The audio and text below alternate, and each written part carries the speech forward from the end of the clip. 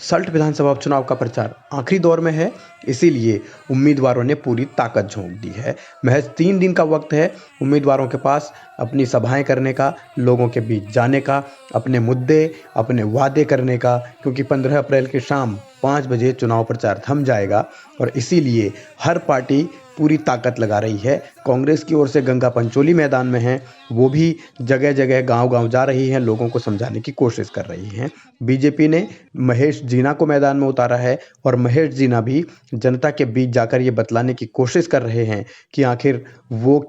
क्यों यहाँ चुनाव जीतना चाहते हैं या क्यों वो यहाँ आए हैं, क्योंकि उनके भाई यहाँ विधायक थे और इसीलिए वो उन्हीं के सहारे वोट भी मांग रहे हैं। मैं अपनी माताओं बहनों के सभी कष्टों को दूर करने के लिए मैं हमेशा लगा रहूँगा, चाहे वो सरकारी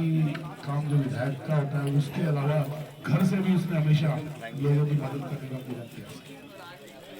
तो उन कामों को पूरा करने के लिए आप सभी माताओं बहनों का जब तक मेरे को आशीर्वाद नहीं मिलेगा तो वो कार्य मैं कैसे पूरा करूँ। और उस आशीर्वाद के मिलने के बाद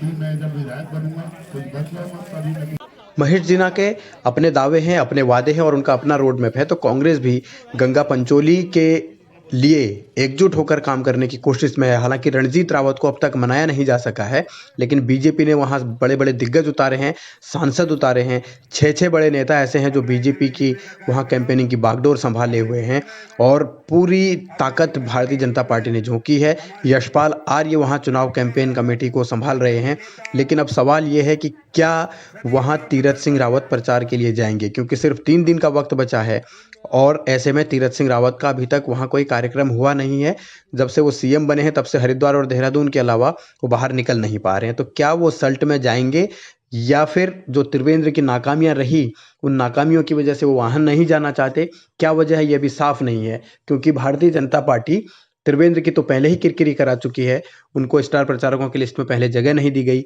बाद में जब सवाल उठे, मीडिया में हल्ला हुआ, तब उनको जरूर कमान वहां प्रचार की दी गई है, लेकिन त्रिवेंद्र भी वहां नहीं गए हैं और अब अगर वो जाते भी हैं तो किस मुंह से वोट मांगेंगे, ये बड़ा सवाल होगा। ऐसे में अब देखना है कि आने वाले दिनों में सल्ट की जनता कांग्रेस का साथ देती है 17 अप्रैल को या फिर बीजेपी का जो वहां दबदबा लगातार है उस दबदबे को कायम रखती है। अब ये जनता पर निर्भर करता है और 2 मई को तस्वीर साफ हो जाएगी।